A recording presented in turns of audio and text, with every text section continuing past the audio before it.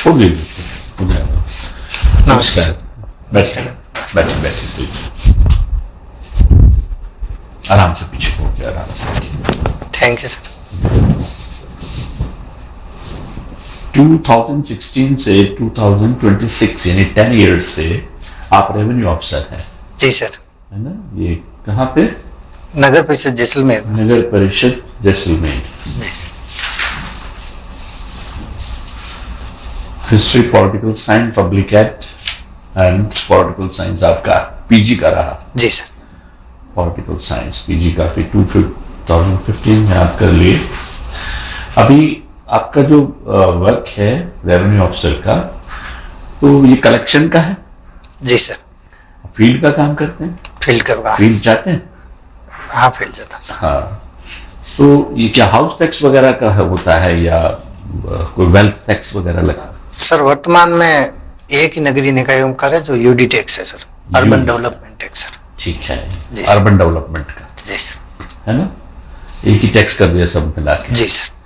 तो जो लोग जमा नहीं करते उनसे, उनके पास आप जाते हैं, फील्ड में कर जाते हैं? हाँ, एक बार उनसे बात करते हैं, कहते हैं, और नहीं तो फिर नेक्स्ट कार्रवाई करते हैं। नहीं तो कार्रवाई करते हैं सर। अच्छा, क्या कार्रवाई करते हैं? सर इसमें एक प्रोसेस है सर। इसमें पहले 15 दिन का एक बिल दिया जाता है, उसके बाद में डिमांड नोट दिया जाता है 15 दिन का, और उसके बाद में सीजिंग का है सर। सीजिंग का है। जी सर। ये कौन सा अपना म्युनिसिपल कॉर्पोरेशन का रूल है अपना, या नगर पालिका एक्ट 2009 के सर, रेवेन्यू से रिलेटेड अलग अलग धाराएं हैं सर। अच्छा, जी सर। तो आप पुलिस कार्रवाई करवाते हैं उसके ऊपर? नहीं सर, बिल्डिंग सीज करने के लिए हम ऑथराइज है। शांति व्यवस्था के लिए पुलिस जाब्ते की जरूरत होती है, हम लेते हैं। लेके जाना जरूरी होता है? जी सर। अशांति हो सकती है। जी सर। ठीक है सर। आप पटवारी भी रहे हैं और रेवेन्यू ऑफिसर अभी हैं। जी सर। क्या डिफरेंस है दोनों ऑर्गेनाइजेशन में? एक तरफ आप रेवेन्यू डिपार्टमेंट में थे पहले। जी सर। और अभी है एलएससी डिपार्टमेंट में। जी सर। दोनों डिपार्टमेंट में क्या डिफरेंस? सर जो पटवारी है, रेवेन्यू डिपार्टमेंट है, वो रूरल एरिया से रिलेटेड है ज़्यादातर सर, और जो एग्रीकल्चर लैंड है उससे रिलेटेड है, और अर्बन एरिया का जो काम है वो सिटी एरिया का सर, उसमें इसमें काफ़ी डिफरेंस है सर। पटवारी को जनरली है वो रेवेन्यू ऑफिसर भी बोला जाता है। जी सर। लेवल जी सर। लेकिन वो कौन से रेवेन्यू है कलेक्ट करता है? मैंने कभी सुना नहीं कि उसने कोई रेवेन्यू कलेक्ट किया। सर अभी ये खत्म हो चुका, पहले लगान लेते थे सर, लगान वगैरह की वसूली थी, और सर एग्रीकल्चर पे टैक्स खत्म कर दिया सर, और जो नहरी एरिया है उसमें अभी भी सर सिंचाई कर लेते हैं सर। कितना है सिंचाई का? सर एग्जैक्ट याद नहीं कर क्योंकि आप उसी एरिया में पोस्टेड हैं। जी सर। जी सर। ये माना जाता है कि जो डेमोक्रेटिक डिसेंट्रलाइजेशन है उसमें करप्शन को भी डिसेंट्रलाइज करता है। क्या आप इस बात से सहमत? सर 100% करप्शन डिसेंट्रलाइज नहीं हुआ, ऐसा नहीं है कि करप्शन तो सर जो स्वायत्त संस्थाएं उनके अलावा अलग अलग डिपार्टमेंटों में भी है, परंतु स्वायत्त संस्थाएं हैं तो उनमें पॉलिटिकल इंटरफेयर रहता है, तो कहीं न कहीं करप्शन होता है सर, परंतु पूर्ण रूप से करप्ट है ऐसा नहीं है, हर संस्था में होता है सर। आप सर का प्रश्न आप समझ नहीं पाए सर का प्रश्न। डेमोक्रेटिक डिसेंट्रलाइजेशन सिर्फ डेमोक्रेटिक नहीं है, इसने करप्शन को भी डिसेंट्रलाइज कर दिया। जो टॉप लेवल पे होता था वो नीचे लेवल पे भी होना शुरू हो गया। जी सर। क्या आप इस बात से 100% नहीं ये सभी मानते हैं, लेकिन क्या इस तरह की प्रक्रिया को देखने को मिली? सर करप्शन तो है सर, है सर। है? जी सर। इसको कैसे रिजॉल्व कर सकते हैं? इसमें सर वर्तमान में जो गवर्नमेंट ने स्टेप उठाए हैं सर, जैसे ऑनलाइन सर्विसेज है, और इसके अलावा विभिन्न प्रकार के जो रूल्स है, और ऑनलाइन सर्विलेंस है, शिकायत निवारण तंत्र है, और जो लोक सेवा गारंटी एक्ट है जिसमें एक निश्चित सीमा में जो कार्य करने के लिए जवाबदेहिता है, आरटीआई है, तो इस प्रकार के जो कार्य, और दूसरी सबसे बड़ी चीज है लोगों में जागरूकता और जनसेवा की। ये देखा गया कि एससीबीटी ट्रैप भी हो जाती है, लेकिन सरकार है उस कंसेंट नहीं देती है, अप्रूवल नहीं देती है। क्या ये इस तरह की प्रक्रिया है वो करप्शन को और ज्यादा मोटिवेट कर रही है? सर इस प्रकार की ट्रैप हो जाते हैं तो वो एक्विट हो जाते हैं। सर इसमें बढ़ावा तो मिलता है सर।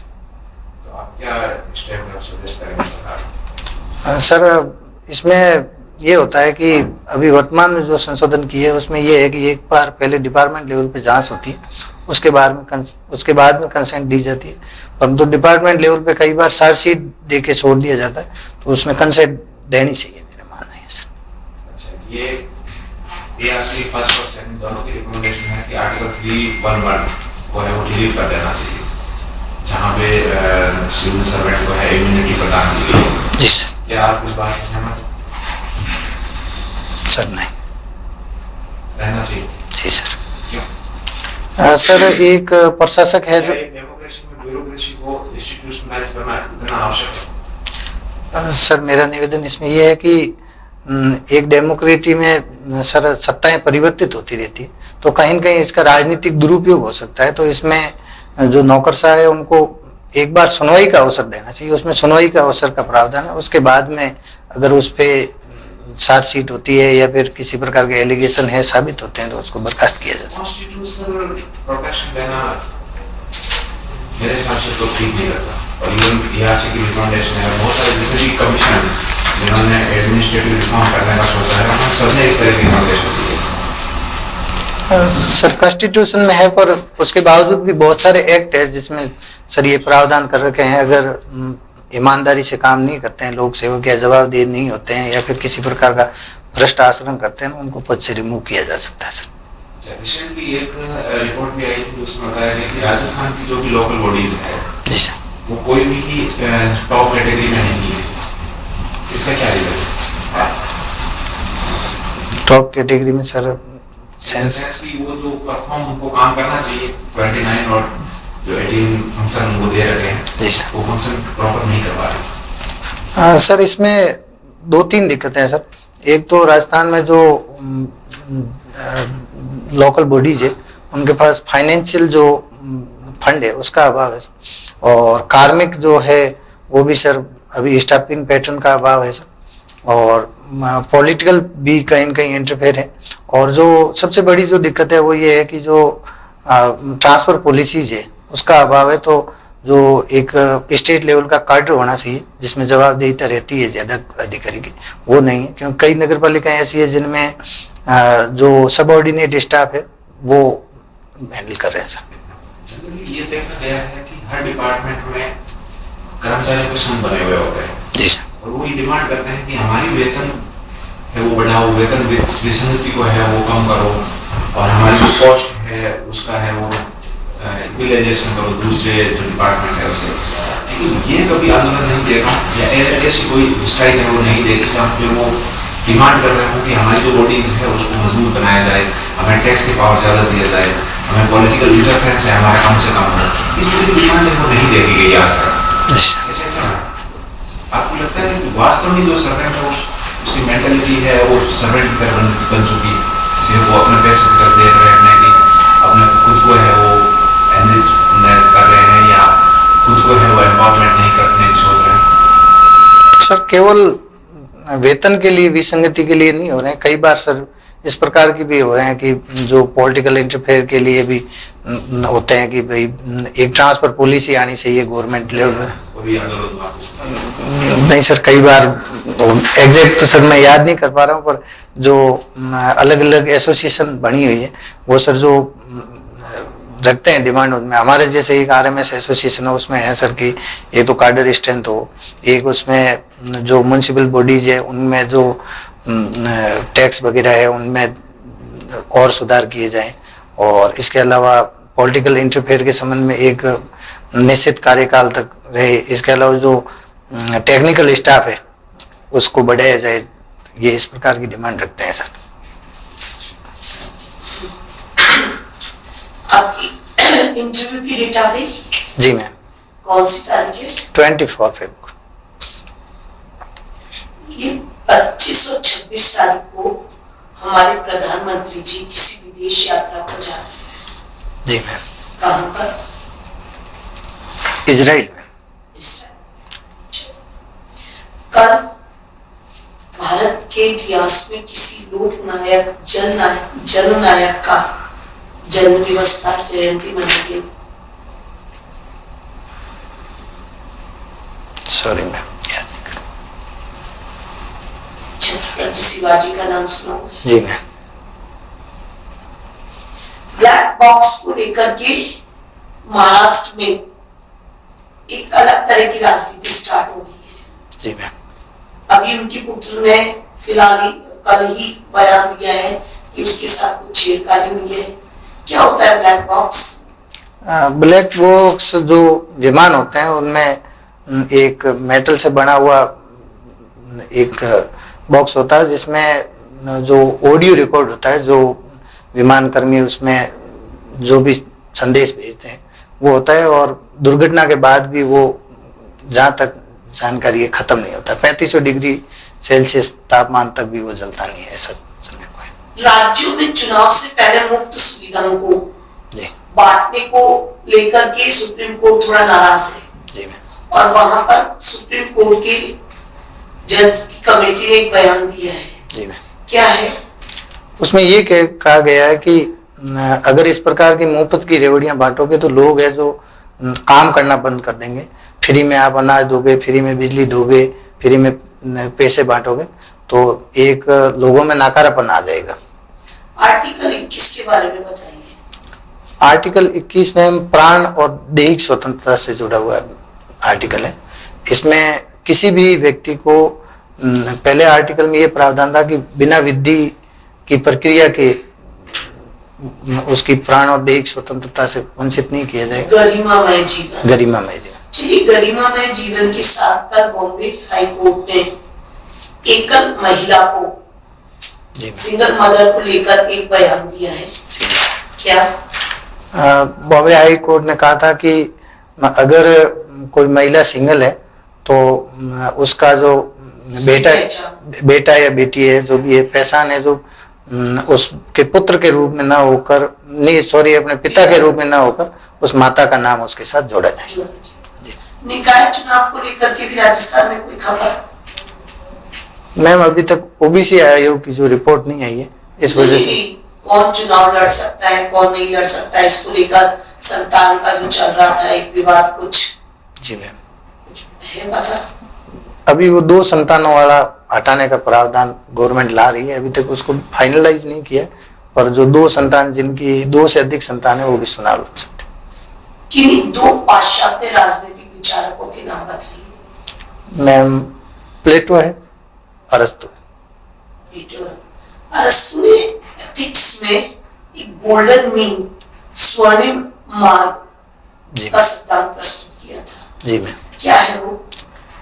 उस सिद्धांत के अनुसार 2 अतियों के बीच का जो मार्ग है उसको बताया। जैसे एक आत्मनिंदा हो गई और एक तो उसके बीच का जो रास्ता है, वो 2 अतियों के बीच का जो रास्ता है। भारतीय दर्शन में भी कहीं ऐसी कोई अवधारणा है? भगवान बुद्ध का है मध्यम मार्ग को प्रस्तुत किया। तो वर्तमान प्रशासनिक व्यवस्था में क्या ये मध्यम मार्ग प्रशासनिक संगठन संतुलन सामंजस्य में कहीं ना कहीं सहयोग दे सकता है? जी मैम। किस प्रकार बताएंगे? एक प्रशासक को कार्य करते टाइम जो नियमों की जो कठोरता है उसके बीच में, और बहुत ज्यादा जो लिबरलाइजेशन उसके बीच का रास्ता अपनाना चाहिए। जैसे कानून की कई बार ऐसा होता है कि जहाँ पे नैतिकता आ जाती है, वहाँ पे नैतिकता और उसको कानून को मद्देनजर लेके और निर्णय लेना चाहिए। क्या मध्यम मार्ग कहीं ना कहीं सामंजस्य और संतुलन का आधार बन सकता है? जी मैम। योजनाओं का समुचित रूप से क्रियान्वयन हो सकता है? जी मैम। ईरान को लेकर के अमेरिका का क्या दृष्टिकोण है? अमेरिका और ईरान की काफी पुरानी दुश्मनी है, तो उसमें अमेरिका वर्तमान में ये चाह रहा है कि जो ईरान जो परमाणु संवर्धन कर रहा है उसको समाप्त करे, और दूसरा वो ये चाह रहा है कि जो परमाणु संवर्धित किया गया है उसको समाप्त करे और प्रॉक्सी वार को रोके। और आपको नहीं लग रहा कि अमेरिका दोहरी नीति अपना रहा है? उसके पास तो पूरे जखीरे पूरा का पूरा परमाणु अस्त्रों का भंडार है और ईरान पर वो प्रतिबंध लगा रहा है। मैम अभी जो नए देश है उनके लिए परमाणु हथियार कहीं न कहीं घातक होंगे, और ईरान जैसे देश के लिए, जैसे वो हमास वगैरह को सपोर्ट करता है। तो अगर वो परमाणु हथियार उनके हाथ लगते हैं तो कहीं न कहीं वैश्विक खतरा हो सकता है। राजस्थान में फसल और कृषि के संवर्धन हेतु सरकार की किन 3 योजनाओं के नाम बताइए।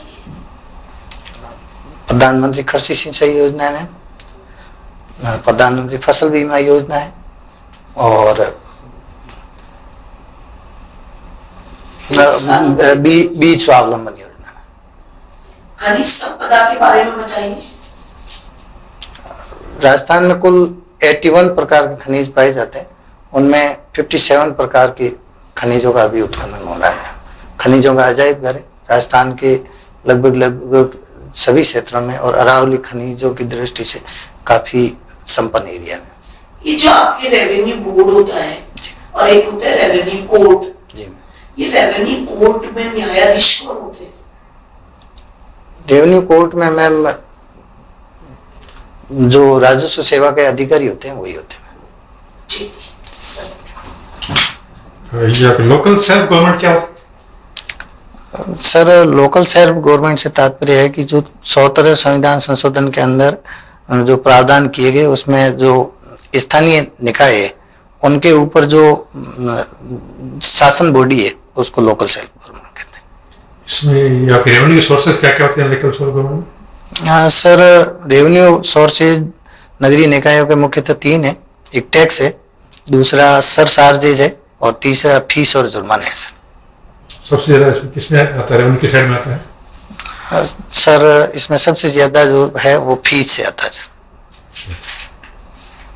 ये 2 बच्चों वाली इसमें ये बाध्यता सरकार ने खत्म कर दी है, तो आपका इस बारे में क्या कहना है? हम लोग 150 करोड़ की आबादी वाला देश में से ही सरकार ने इसको हटा दिया है, तो इसका क्या इम्पैक्ट होगा? सर इसमें ये है कि आने वाले इतने वर्ष तो था ठीक था, आने वाले वर्ष जो हमें भारत में युवा आबादी है वो धीरे धीरे वृद्धता की ओर बढ़ेगी और इस वजह से अगर 2 से ज्यादा 3 बच्चे होते हैं। चाइना भी वर्तमान में वृद्ध आबादी को बढ़ते हुए देखते हुए और जापान भी जो चाइना की 1 साइड पॉलिसी थी उसको हटाया है। जापान भी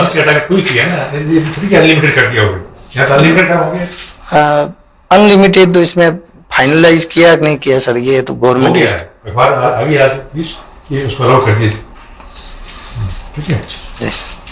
जैसलमेर के प्रमुख या पर्यटन स्थल कौन कौन से हैं उनके बारे में बताएं कुछ। सर जैसलमेर सिटी में जैसलमेर फोर्ट है, पटो की हवेली है, गड़ीसर लेक है और रूरल एरिया में जो सम के सैंड ड्यून्स है और लोंगेवाला वार म्यूजियम है, तनोट माता मंदिर है, बॉर्डर है भारत पाकिस्तान और रामदेवरा है। फोर्ट के बारे में बताइए कुछ। सर 1155 ईस्वी में जैसल भाटी द्वारा इसकी नींव रखी गई। वर्तमान में सर ये 99 बुर्जों युक्त है। पूरा का पूरा जो फोर्ट बना हुआ है वो लकड़ी की छत और गोबर की लिपाई से बना हुआ है और राजस्थान जी सर पूरे में अभी जो रिनोवेशन हुआ है उसमें नहीं है सर, जो पुरानी बिल्डिंग जी सर। और दूसरा राजस्थान का सबसे बड़ा लिविंग फोर्ट है सर और इसमें लक्ष्मी नारायण जी का मंदिर है, एक पुराना जैन मंदिर भी है सर। नगर पालिका, नगर परिषद और नगर निगम बनने के लिए क्या करते हैं वो हमारे क्राइटेरिया, इसको ये माना नगर पालिका मानी जाएगी, ये नगर निगम हो रही है, नगर परिषद वो क्या क्या है इसमें सर CR कैटेगरी है। 5 लाख से अधिक आबादी का क्षेत्र है तो उसको नगर निगम, 1 लाख से ज्यादा आबादी और दूसरा संभाग मुख्यालय और 1 लाख से अधिक आबादी और जिला मुख्यालय है वो नगर परिषद और 10,000 से ज्यादा जो आबादी है उसके लिए नगर पालिका। इसमें जनसंख्या घनत्व का भी प्रावधान है। नगर पालिका के लिए 100 और नगर परिषद के लिए 200 और नगर निगम के लिए 500 और इसके अलावा गैर कृषि जो गतिविधि होती है उसमें नगर पालिका के लिए 10% और नगर परिषद के लिए 25% और नगर निगम के लिए 50% जो गैर कृषि कार्यों में जो जनसंख्या लगी हुई है उसको माना जाता है। आपने ये पटवारी पद भी कार्य किया 2 वर्ष के लिए? जी सर।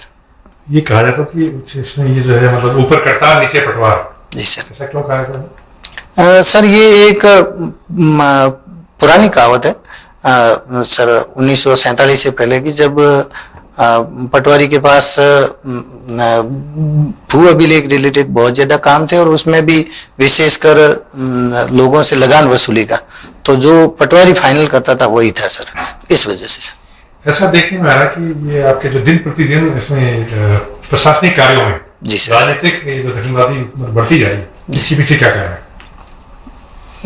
सर कई बार होता है, एक तो जो राजनेता होता है वो जनसेवक होते हैं, वो उनको जनता के हित सर्वोपरि दिखते हैं, तो कई बार वो जनहित के लिए कार्य करवाने के लिए भी करते हैं, और कई बार उनके निजी हित भी होते हैं सर।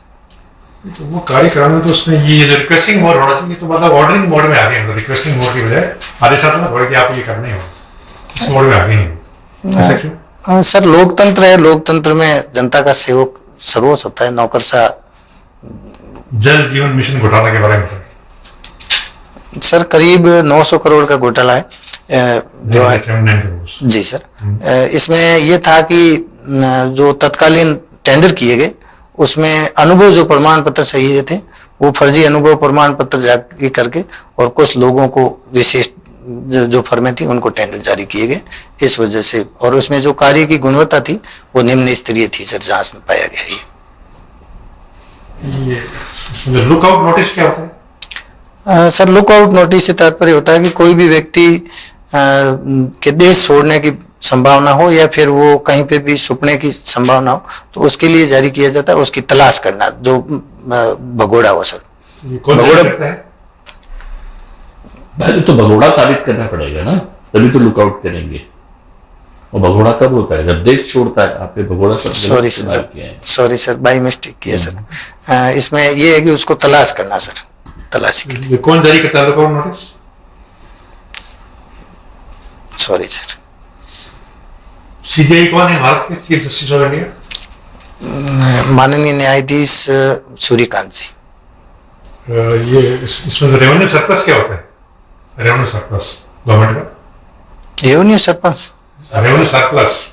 Revenue surplus. हाँ। सर इसका तात्पर्य ये होता है कि जब राजस्व प्राप्ति राजस्व व्यय से ज्यादा हो तो उसको रेवेन्यू सरप्लस कहते हैं। आपके यहाँ क्या है, रेवेन्यू सरप्लस होती है? आपके नगर पालिका में नहीं होती?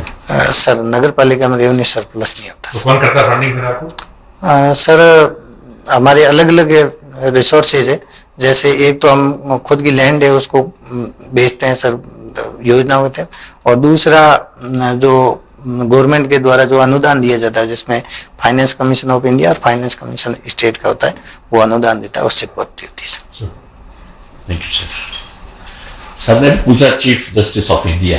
जी सर। आजकल थोड़ा सा आउट ऑफ बॉक्स जाकर के वो जितना एग्जीक्यूटिव का काम है उसमें भी उनका कुछ कहना है।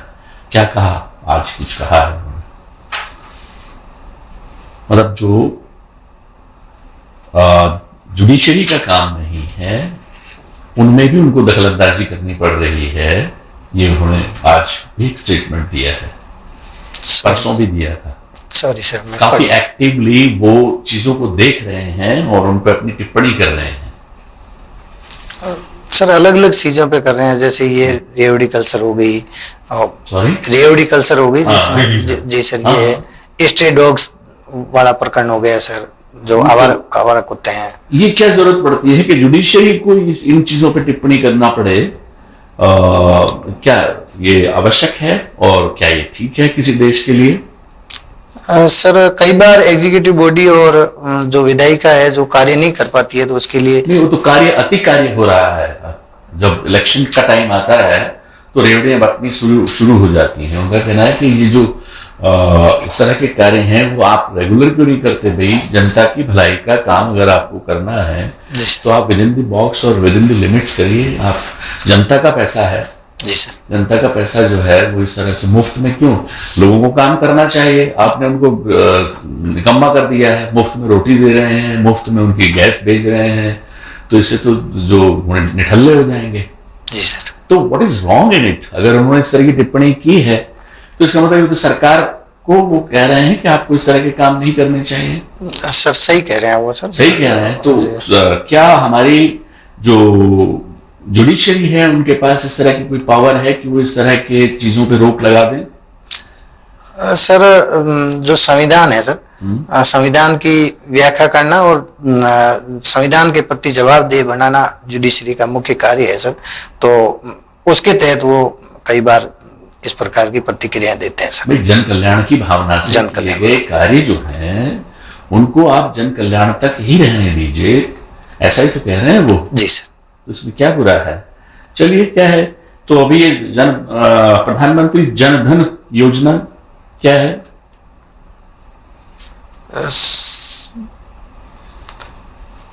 क्या उद्देश्य है इसके?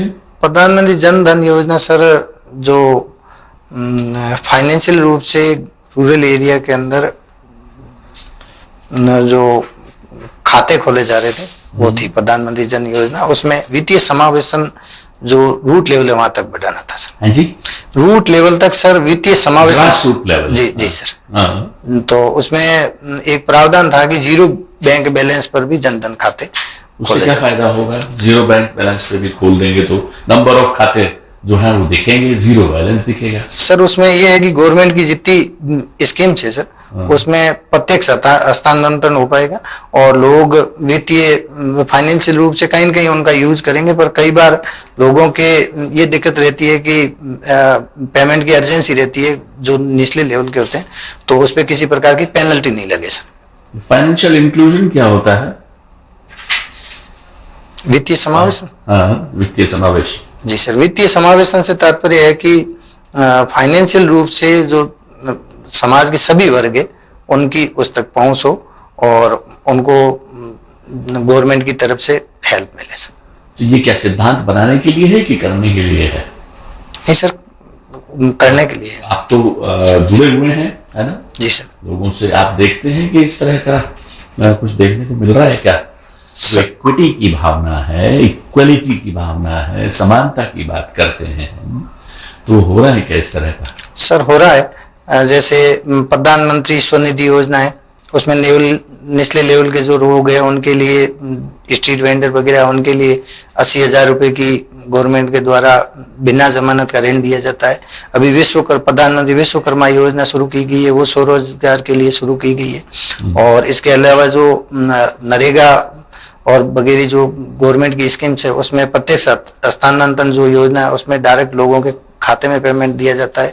प्रधानमंत्री जो फसल बीमा योजना उसका लाभ दिया जाता है और जो स्वच्छ भारत मिशन है उसमें भी लाभ दिया जाता है सर। इससे पहले जो मनरेगा और ये था तो नाम चेंज हो गया थोड़ा सा। जी सर। उसमें आपने देखा कि कितना बड़ा घोटाला मिला है, काम था ही नहीं, ऑन द ग्राउंड काम नहीं हुआ और पैसे बिल बन गए और हो गया, और जो काम करने के नहीं थे वो करा दिए, गड्ढे खोदे भरा दिए। जी सर। तो ये मतलब क्या मतलब है इस चीज का?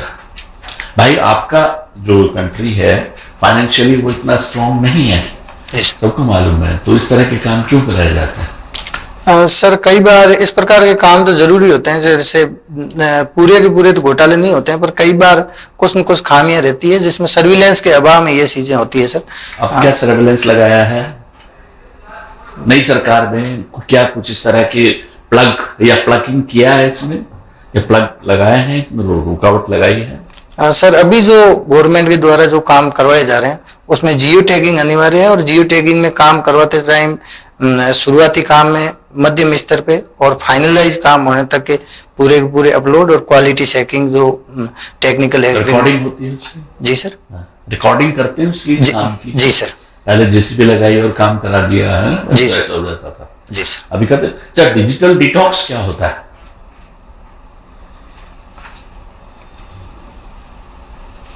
डिजिटल डिटॉक्स करना, डिटॉक्स करने जानते हैं ना, बॉडी को की सफाई करते हैं और करते हैं डिटॉक्स करते हैं। जी सर।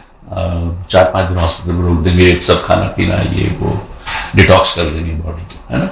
जी सर। तो डिजिटली डिटॉक्स करना कैसे कर सकते हैं? सॉरी सर, डिजिटल है क्या? डिजिटल जो ऑनलाइन प्लेटफॉर्म है सर। हाँ, तो कैसे डिटॉक्स करते हैं या कैसे आप कर सकते हैं अपने आप को? अच्छा, अभी इंडिया का एक कौन सा हेलीकॉप्टर है जो 500 मीटर से ज्यादा ऊंचाई पर उड़ सकता है?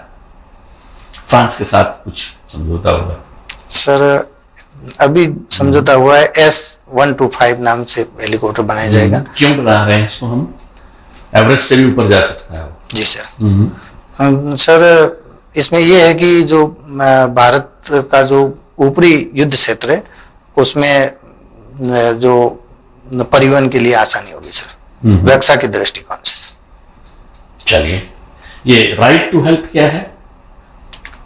सर स्वास्थ्य का अधिकार सर। वो तो ठीक है जी सर। क्या उसका डिटेल बताइए।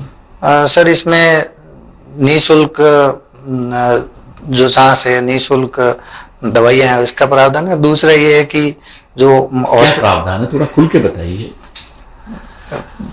निःशुल्क दवाइयों का प्रावधान तो हुआ था, RGHS भी किया था और भी किया था, उसमें बड़ा गड़बड़ हो गया था, बहुत सारे घोटाले पकड़े गए। जी सर। आप थोड़ी सी ढील दे दीजिए, लोग बात तैयार बैठे हुए हैं अपने हथियार पहने किए हुए, है ना? जी सर।